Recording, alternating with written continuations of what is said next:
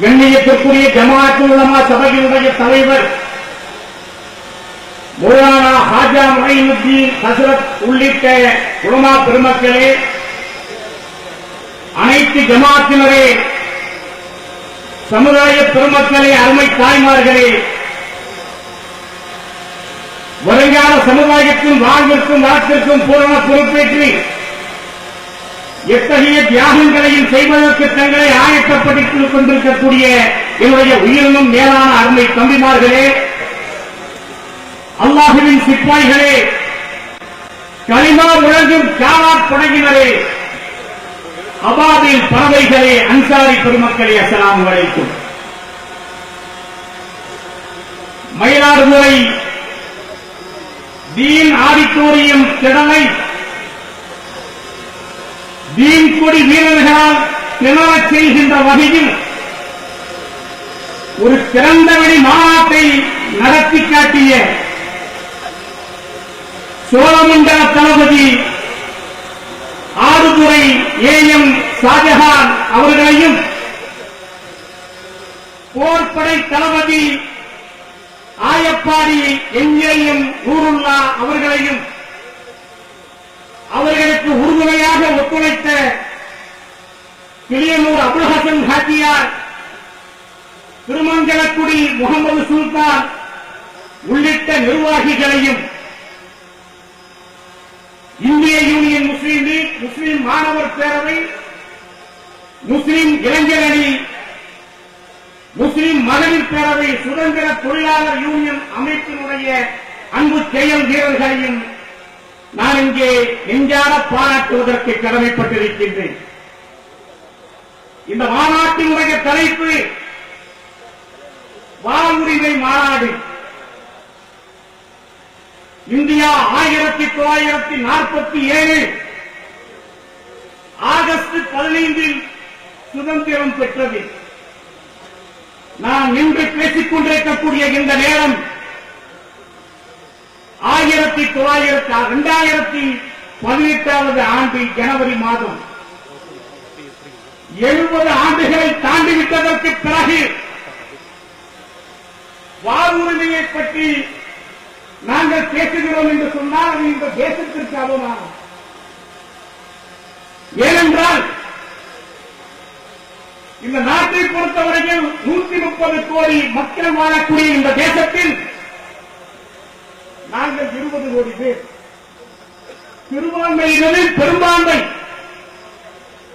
அரசாங்கமே சொல்லுகிறது இந்த நாட்டை பொறுத்தவரையில் முஸ்லிம்கள் 14.2% வாழுகிறார்கள் என்று.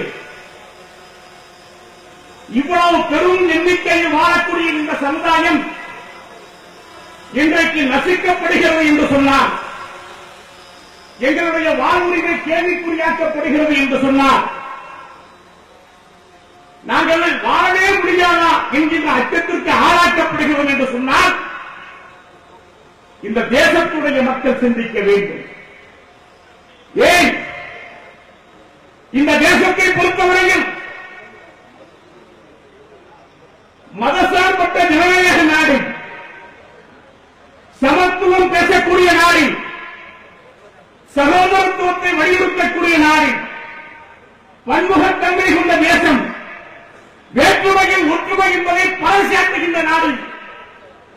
ஆனால் இந்த நாட்டிலே ஆட்சி கட்டிலில் அமர்ந்து கொண்டு இங்கே ஒரே கொடி, ஒரே கொள்கை, ஒரே மதம், ஒரே இனம், ஒரே லட்சியம் என்று சொல்லி இந்த தேசத்துடைய பெருமைக்குரிய அந்த பன்முகத்தன்மையை சிதைப்பதற்கு ஒரு சக்தி முயற்சிக்கிறது என்று சொன்னால் அந்த சக்தி வேரோடும் வேரடி மண்ணோடும் வீழ்த்தப்பட்டே ஆக வேண்டும். அதற்கு சபதம் எடுக்கக்கூடிய மாநாடுதான் இந்த மாநாடு. இத்தனை ஆண்டு காலத்தில் பண்டித ஜவஹர்லால் நேரு இந்த தேசத்தை ஆண்டார், அன்னை இந்திரா காந்தி இந்த தேசத்தை ஆண்டார், ராஜீவ் காந்தி இந்த தேசத்தை ஆண்டார், ஏன் வாஜ்பாய் கூட இந்த தேசத்தை ஆண்டார். யாரிடத்திலும் வராத சிந்தனைகள், எவருக்கும் வராத துணிச்சல், எவருக்கும் வராத தைரியம், இந்த தேசத்தை ஆளக்கூடிய நரேந்திர மோடிக்கு வந்திருக்கிறது என்று சொன்னால் இந்த தேசத்தை ஆளக்கூடியவர் நரேந்திர மோடி அல்ல. இந்த தேசத்தை இயக்கக்கூடிய இயக்கம் ராஷ்டிரிய சுயம் சேவக் என்று சொல்லக்கூடிய RSS. இந்த விதை 143 ஆண்டுகளுக்கு முன்னால் உருவாக்கப்பட்டது. 163 ஆண்டுகளுக்கு முன்னால் ஆரிய சமாஜம் தயானந்த சரஸ்வதி சுவாமிகளால் உருவாக்கப்பட்டு ஆரிய சமாஜம் என்கின்ற பெயரை வேதத்துக்கு திரும்புங்கள் என்று சொல்லி வேதத்துக்கு திரும்பக்கூடிய ஒரு சூழ்நிலையை உருவாக்கி அதற்கு பிறகு லாலா முன்சீராம் கொண்டவர்களால் சுத்தி இயக்கம் நடத்தப்பட்டு கர்வாசை நடத்தப்பட்டு மதன் மோகன் மாளவியா கொண்டவர்களால் இந்துத்துவம் பேசப்பட்டு கோல்வால்கர் கொண்டவர்களால் இந்து தேசியம் பேசப்பட்டு மூஞ்சியை கொண்டவர்களால் இன்னமும் சொல்ல போனால் பாலகங்காதர திலகர் விதைத்த அந்த தீவிரவாதம் எல்லாம் இன்றைக்கு மிகப்பெரிய பரிணாம வளர்ச்சி பெற்று அவர்கள் வைத்திருக்கக்கூடிய இலக்கு என்பது 2025 இந்த நாட்டை பொறுத்தவரையில் ஒரே மதம். அந்த மதம் மட்டும்தான் இங்கே இருக்க வேண்டும், வேறு மதம் இருக்கக்கூடாது என்று சொல்லி இன்றைக்கு அவர்கள் ஒரு முடிவுக்கு வந்திருக்கிறார்கள் என்று சொன்னால் 1925 RSS என்று சொல்லக்கூடிய ராஷ்டிரிய சுயம் சேவக் சங் அமைக்கப்பட்டு அதனுடைய 100 விழா நடைபெறக்கூடிய நேரத்தில் இந்த தேசத்தில் யாரும் இருக்கக்கூடாது, ஒரே மதம் மட்டும்தான் இருக்க வேண்டும். அந்த மதம் என்று சொன்னால் நிவேதா முருகன் நம்முடைய குத்தாலம் கல்யாணத்தை போன்ற இந்துக்களை கொண்ட மதம் அல்ல, இந்துத்துவம் பேசக்கூடிய மதம் மட்டும்தான் இருக்க வேண்டும் என்று சொல்லி இன்றைக்கு திட்டமிட்டு காய் நகர்த்திக் கொண்டிருக்கிறார்கள். நான் இங்கே உள்ள இந்து பெருமக்களை பார்த்து கேட்கிறேன், என்னுடைய சகோதர சமுதாயத்தை பார்த்து கேட்கிறேன். இந்த தேசத்தை பொறுத்தவரையில் அண்ணன் தம்பிகளாக வாழ்ந்து கொண்டிருக்கிறோம், மாமா பச்சா உரை பேசுகிறோம். உங்களுடைய உறவோடு நாங்கள் ஒன்றிப் போயிருக்கின்றோம், நட்பு பாராட்டுகிறோம். நீங்கள் எங்களை பெருமைப்படுத்துகிறீர்கள், பக்கபலமாக நிற்போம் என்று சொன்னீர்கள், நாங்கள் உங்களை கண்ணியப்படுத்துகிறோம். ஆனால் எங்களுக்கு அரசியல் சட்டம் வழங்கி இருக்கக்கூடிய அந்த உரிமைகள், இந்தியாவுடைய அரசியல் சட்டம், நான் ஒன்றை தெளிவாக சொல்லுகிறேன், தெரியாதவர்கள் கூட தெரிந்து கொள்ளுங்கள். இந்த அரசியல் சட்டத்தில் 8 பிரிவுகளில் முக்கியமான 3 பிரிவுகள் அடிப்படை உரிமைகள், அடிப்படை கடமைகள், வழிகாட்டும் நெறிமுறைகள். இந்த 3 விஷயத்தில் கூட அடிப்படை கடமைகளுக்கோ வழிகாட்டும் நெறிமுறைகளுக்கோ சட்ட பாதுகாப்பு கிடையாது. சட்ட பாதுகாப்பு இருக்கக்கூடிய ஒரே ஒரு அம்சம் அடிப்படை உரிமைகள். 6 அடிப்படை உரிமைகளில் ஒன்று சமய உரிமைகள். அந்த சமய உரிமை என்று சொல்லுவது கலாச்சார தனித்தன்மைகளை பாதுகாக்கக்கூடிய உரிமை என்று சொல்லுவது ஆர்டிகல் 25 முதல் ஆர்டிகல் 30 வரையிலும் அந்த சட்ட விதிகளுக்கு உரிமைகளை வழங்கி இருக்கிறது. சட்ட உரிமைகளை வழங்கி இருக்கின்ற பொழுது நாங்கள் எந்த மதத்தையும் பின்பற்றலாம், நாங்கள் எந்த மதத்தையும் பரப்பலாம், நாங்கள் எந்த மதத்தையும் போதிக்கலாம். அதற்கு அரசியல் சாசனம் உரிமை வழங்கி இருக்கிறது. ஆனால் அப்படி உரிமை வழங்கி இருக்கக்கூடிய இந்த காலத்தில் அந்த அரசியல் சாசனத்தை நீங்கள் தூக்கி எறிந்துவிட்டு இன்றைக்கு பொது சிவில் சட்டம் கொண்டு வருவோம், இஸ்லாமிய சரிய சட்டத்தை தூக்கி எறிந்து விடுவோம், மதமாற்ற தடை சட்டத்தை கொண்டு வருவோம், கல்வியை காவிமயமாக்குவோம், ஹஜ் மானியத்தை நாங்கள் ரத்து செய்வோம், சிறுபான்மையினருக்கான இடஒதுக்கீட்டை இல்லாமல் ஆக்குவோம், முஸ்லீம்கள் பரவா அணியக்கூடாது, முஸ்லீம்கள் தொப்பியை வைக்கக்கூடாது, மதரசாக்கள் எல்லாம் இழுத்து மூடுவோம், பள்ளிவாசலில் வாங்கி செல்லக்கூடாது என்றெல்லாம் இஷ்டத்துக்கு நீங்கள் சட்டத்தை போட்டுக் கொண்டே இருப்பீர்களே. ஆனால் அதை ஏற்றி வீட்டிலே அடங்கிக் கொண்டுவதற்கு நாங்கள் ஒன்றும் கோழைகள் அல்ல. துணித்து எழுவோம். வாழ்வதற்குண்டான உரிமையை கேள்விக்குறியாக்கப்பட்டது என்று சொன்னால் இந்த உயிர் எதற்கு? துணிவோம், துணிவோம், மறந்துவிடக்கூடாது. யார் வெளியில் இருக்க வேண்டுமோ அவர்கள், யார் உள்ளே இருக்க வேண்டுமோ அவர்கள் வெளியிலே இருந்து கொண்டு ஊடக வெளிச்சத்தில் இடையிடையே பேசிக் கொண்டிருக்கிறார்கள். நான் கேட்டேன், இன்றைக்கு ஒரு வீடியோவினுடைய ஒளிப்பதிவை கேட்டேன். யார் அழுகிறார்? தமிழுக்காக தன்னை அர்ப்பணித்துக் கொண்டிருக்கக்கூடிய நம்முடைய வாழ்க்காலத்தில் ஒரு அற்புதமான கவிஞன் கவிப்பேரரசு வைரமுத்து கண்ணீர் வடிக்கிறார். ஆரியத்தினுடைய கொடுமை எங்கே போய்விட்டது பார்த்தீர்களா? நான் ஒன்றை உங்களுக்கு நினைவுபடுத்துகிறேன். அந்த ஆரியத்தினுடைய வீரியம் தாங்க முடியாமல் ஆரம்பத்தில் மதம் மாறியது யார் தெரியுமா? சித்தார்த்தன் பௌத்தனானான். பௌத்த மதம் வந்தது. மகாவீரர் மதம் மாறினார். சமண மதம் வந்தது. இது வரலாறு. ஆனால் இன்றைக்கு இந்த ஆரியத்தினுடைய வீரியம் தமிழை சிதைத்து பார்க்கிறது. தமிழ் அறிஞர்களை நசுக்குகிறது. ஆனால் தமிழ் சமுதாயம் வேடிக்கை பார்த்துக் கொண்டிருக்கிறது. ஒரு கவிஞர் இன்றைக்கு கண்ணீர் வடித்துக் கொண்டிருக்கிறார். யாரை வைத்து உலகத்தில் பேசுகிறார்கள்? யார் அந்த அர்ஜுன் சம்பத்? நிரந்தரமாக உள்ளே வைக்கப்படக்கூடிய ஒரு தீவிரவாதி ரஜினிகாந்துக்கு இன்றைக்கு துணை கொடுக்கிறார்.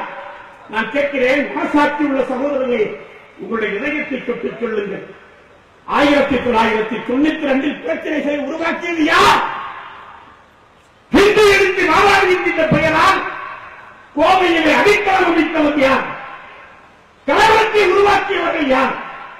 காவலர் செல்வராஜ் கொல்லப்பட்டதை நாங்கள் வரவேற்க மாட்டோம். இந்த சமுதாயத்தை யாரும் வரவேற்க மாட்டார்கள். அப்படி கொலை செய்யப்பட்டவரை நீங்கள் என்ன செய்ய வேண்டும்? யார் இந்த குற்றத்தை செய்தார்களோ குற்றத்தை செய்தவர்களை தண்டியுங்கள். ஆனால் அப்பாவிகள் 19 பேரை, வெட்டப்பட்டவர்கள், தாக்கப்பட்டவர்களை எல்லாம் அங்கே சிறைச்சாலை மருத்துவ சிகிச்சைக்காக வேண்டி அனுப்பக்கூடிய நேரத்திலே அங்கே வெட்டுகிறார்கள், அங்கே அடித்து சாகடிக்கிறார்கள், மர்ம உறுப்புகளை சிதைக்கிறார்கள். கடைசியாக ஹாரிஸ் என்கின்ற சகோதரனை அத்தனை நிருபர்களையும் சுற்றி வேடிக்கை பார்க்க வைத்துவிட்டு, நூற்றுக்கணக்கான போலீசாரை சுற்றி வேடிக்கை பார்க்க வைத்துவிட்டு வண்டியிலே உள்ள பெட்ரோலை எடுத்து அவன் மீது ஊற்றி துடிக்க துடிக்க அவன் வெடிக்கிட்ட பொழுது கைகட்டி வேடிக்கை பார்த்த காட்சி ஜூனியர் விகடன் பத்திரிகையில், நக்கீரன் பத்திரிகையில் வந்ததே. அதை செய்தது யார்? அந்த கொடூர செயல்களை செய்ததற்கு தலைமை தாங்கிய அப்துல் சம்பத்திற்கு தினமணியில் இன்றைக்கு நீங்கள் இடம் கொடுக்கலாமா? ஊடகங்களில் பேச அனுமதிக்கலாமா? ஊடக வெளிச்சத்தை கொடுக்கலாமா? முகலாய சாம்ராஜ்யத்தை பற்றி நேற்று கட்டுரை எழுதியிருக்கிறார். என்னுடைய கட்டுரையை போடுவார்களா? யார் அவுரங்கசீப்? இந்த தேசத்தை தந்தவன். 51 ஆண்டு காலம் ஒரு பெரியவனாக இருந்தால், ஒரு செல்போன் இல்லாத காலத்தில், வாகன வசதி இல்லாத காலத்தில் 51 ஆண்டு காலம் அவன் ஆட்சி செய்திருக்க முடியுமா? ஒன்றை சொல்லுகிறேன், இந்தியா விடுதலை அடைகின்ற பொழுது 565 சமஸ்தானங்கள், ஒரு தேசம் அல்ல. எப்போது இந்தியா ஒரு தேசமாக இருந்தது? அசோகனுடைய தாத்தா மௌரியர்களுடைய காலத்தில் இந்தியா ஒரு தேசமாக இருந்தது.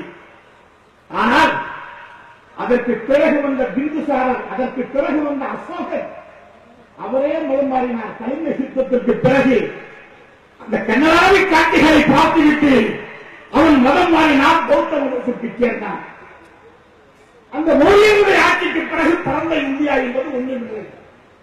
பரந்த இந்தியாவை இன்னும் சொல்ல போனால் ஆப்கானிஸ்தான், அதே போன்று இன்றைய பங்களாதேஷ், இன்றைய மியான்மர், இன்றைய பாகிஸ்தான் எல்லாவற்றையும் உள்ளடக்கி அந்த பரந்த நிலப்பரப்பை ஒரு குறையின் கீழ் 51 ஆண்டு காலம் ஆட்சி செய்வது யார் என்று சொன்னால் மாமன்னர் அவுரங்கசீப்.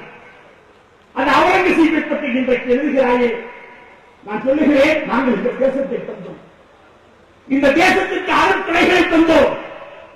இந்த தேசத்தில் அந்நிய ஆட்சியை எதிர்த்து போராடினோம். 1800 போராடியவன் வேலூரிலே எங்களுடைய திப்பு சுல்தானுடைய அருமை மகன் பட்டே ஹைதர். முதல் சுதந்திர போராட்டத்தை நடத்தியவன் அவன் குடும்பமே ஷஹீதாக்கப்பட்டது.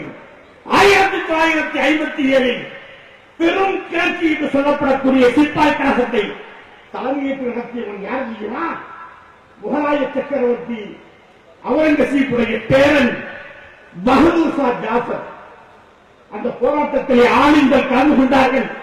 இதை போன்ற மார்க்க அறிஞர்கள் பங்கேற்றார்கள் என்பதற்காக அந்த அறிஞர்கள் கொத்து கொத்தாக கொல்லப்பட்டார்கள். மதரசாக்கள் எடுத்து மூடப்பட்டன. எங்களுடைய வாழ்வாதாரம் பறிக்கப்பட்டது. நாங்கள் ராணுவத்தில் சேர்வதற்கு தடை விதிக்கப்பட்டது. எங்களுடைய ஆளுங்கள் இந்த நாட்டின் பற்றின் காரணமாக ஒன்றை பிரகடனப்படுத்தினார்கள். அது எதுவென்று சொன்னால், நீங்கள் ஆங்கிலம் படிக்காதீர்கள், ஆங்கிலம் படிப்பது ஹராம் என்று சொன்னார்கள். அவருடைய விளைவு என்ன தெரியுமா? நாங்கள் 50 ஆண்டு காலம் பின்தங்கி இருக்கிறோம். 50 ஆண்டு காலம் நாங்கள் பின்தங்கி இருக்கிறோம். ஆனால் எல்லாவற்றையும் அனுபவித்துக் கொண்டிருக்கக்கூடியவர்கள் இந்த தேசத்தினுடைய ஆட்சிக் கட்டையில் அமர்ந்து கொண்டு நாம் நினைத்ததை செய்வேன் என்று சொல்லுகிறாரே, நான் கேட்கிறேன், மோடியினுடைய சிந்தனைகள் எல்லாம் எப்படி போய்விட்டன? மோடியினுடைய சிந்தனைகள் எப்படி போய்விட்டன? இந்த தேசத்தையும் தாண்டி உலக முஸ்லிம்களோடு யுத்தம் நடத்துவதற்கு இஸ்ரேல் பிரதமர் நெத்தன்யாகுவோடு கட்டுப்பிடிக்கிறார். 2 பேரும் பேரக்கூட மாற்றிக்கிட்டாங்க. அவர் என்ன பெயர் வைத்திருக்கிறார் என்று சொன்னால் நெத்தன் மோடி. இவர் என்ன பெயர் வைத்திருக்கிறார் என்று சொன்னால் மோடி யாகி, நரேந்திர யாகி என்று பெயர் வைக்கக்கூடிய அளவுக்கு இன்றைக்கு கட்டுப்பிடி வைத்தியத்தை மேற்கொண்டு உலகம் முழுவதும் ஒரு மிகப்பெரிய சதிகாரம் அமெரிக்காவினுடைய ட்ரம்புடைய அந்த சர்வாதிகாரத்தோடு ஒன்றாக சேர்ந்து கொண்டு உலக முஸ்லிம்களுக்காக இன்றைக்கு அவர்களை அழிக்கக்கூடிய அனைத்தையும் செய்து கொண்டிருக்கிறார் என்று சொன்னால் இந்த சமுதாயம் இனியும் தூங்கிக் கொண்டிருக்க கூடாது. இங்கே சொன்னார்களே, நம்முடைய அருமை சகோதரர் எனக்கு முன்னாலே பேசியவர் சொன்னார், கேரளாவை போன்று வீரியமிக்க இயக்கமாக இந்திய யூனியன் முஸ்லீம் லீக் இருக்க வேண்டும் என்று. நான் சொல்லுகிறேன், கேரளாவில் 25% முஸ்லீம்கள், தமிழகத்தை பொறுத்தவரையில் 6% கூட நாங்கள் இல்லை. ஆனால் அந்த 6% முஸ்லீம்கள் இங்கே பார்க்கிறீர்கள். எங்களுடைய தலைவர் நடந்து வரக்கூடிய அருமையான காட்சியை அல்லாஹ் பிரியவன் இங்கே தக்பீர் விளக்க ஒழித்தது. அத்தனை பேர் வாழ்த்து விளக்கத்தோடு தலைவர்கள் அழைத்து வந்தார்கள். இந்த தமிழகத்தில் 11,000க்கும் மேற்பட்ட பள்ளிவாசல்களை மையமாக கொண்ட முஹல்லா ஜமாத்துக்கள் இவருடைய ஆணையின் கீழ் செயல்படக்கூடிய அமைப்பு என்பதை யாரும் மறந்துவிடக்கூடாது. எத்தனை இயக்கங்கள் இருக்கட்டும், இன்றைக்கு 200 இயக்கங்கள். நான் பேசிவிட்டு கீழே இறங்குகின்ற பொழுது அது 201, 202 ஆகிவிடும். ஆனால் யாராக இருந்தாலும் சமுதாயம் எங்களை ஏற்றுக் கொண்டிருக்கிறோம். தாடியும் இல்லாமனா தொப்பி கூட போடாமல் பள்ளிவாசலில் உரையாற்ற முடியும்.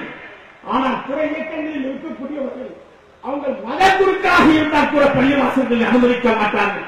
காரணம் என்னவென்று சொன்னால், இந்த சமுதாயத்தை சிதைத்தவர்கள் யார்? 3 பெருமாக்களை கொண்டு வந்தவர்கள் யார்? ஆயுதங்களை புரோகிதர் என்று சொன்னவர்கள் யார்? ஜமாத்துல் உலமா சபையை சிதைத்தவர்கள் யார்? பள்ளிகளை அல்லாஹ்வுடைய பள்ளி எங்கே செய்கிறார் என்று சொன்னால் அல்லாஹ்வை தொழுவதற்காக செல்கிறோம். அல்லாஹ்வுடைய பள்ளி இன்றைக்கு பாருங்கள், இயக்கத்தின் பெயரால் பள்ளி என்று சொல்லக்கூடிய அளவிற்கு இந்த சமுதாயத்தை சிதைத்து சின்னாபின்னப்படுத்தி நாசமான காரியத்திற்கு ஆளாக்கி விட்டார் என்று சொன்னால் அவர்களுக்கும் பாடம் கற்பித்துக் கொடுக்க வேண்டும். அதே போன்று இந்த சமுதாயத்தோடு யுத்தம் கொடுத்துக் கொண்டிருக்கக்கூடிய நரேந்திர மோடி சங் பரிவார் இயக்கங்களுக்கும் நாம் பாடம் கற்றுக் கொடுக்கக்கூடிய அளவிற்கு பாடம் என்று சொன்னால் நாங்கள் வன்முறையின் பக்கம் செல்ல மாட்டோம். நாங்கள் எங்களுக்கு அது தெரியாது. எங்கள் இடத்தில் இருக்கக்கூடிய அந்த ஒற்றுமை வலிமை, எங்கள் இடத்தில் இருக்கக்கூடிய அந்த ஈமான் உறுதி, எங்கள் இடத்தில் இருக்கக்கூடிய பேச்சுக்கு அனைத்து ஒன்றாக சேர்ந்து தேர்தலில் நாங்கள் அடையாளம் காட்டுவோம். வீழ்த்தக்கூடியவர்களை வீழ்த்துவோம். இந்த ஆட்சி வரக்கூடிய நாடாளுமன்ற தேர்தலோடு நிறைவு பெற்றுவிடும். அதற்கு பிறகு நரேந்திர மோடி இருக்கக்கூடிய இடம் அங்கே செங்கோட்டையில் இருக்க முடியாது. டெல்லியில் இருக்கக்கூடிய திகார் சிறையில் இருக்கக்கூடிய ஒரு சூழ்நிலை உருவாகும். அந்த அந்த சூழலை உருவாக்குகின்ற வரை என்னுடைய சமுதாய பெருமக்களே, அன்பு தாய்மார்களே, அன்பு சகோதரர்களே, அன்பு தம்பிமார்களே, உங்களுக்கு ஊழில் நடக்கவில்லை, உங்களுக்கு ஓய்வில்லை. இந்த இயக்கத்தினுடைய தலைமையின் கீழ் நீங்கள் வாருங்கள், அனைவரத்தில் இல்லங்கள், ஒரு மிகப்பெரிய புரட்சியை நடத்தி காட்டுவோம். அந்த நரேந்திர மோடி ஆட்சியை மண்ணோடும் தேரடி மண்ணோடும் வீழ்த்தி காட்டுவோம். அதுவரையிலும் ஓய மாற்றம் என்று கூறி வருகின்ற அனைவருக்கும் மிக நன்றி கூறி விடைபெறுகிறேன். வாசலான சந்தையில்லாத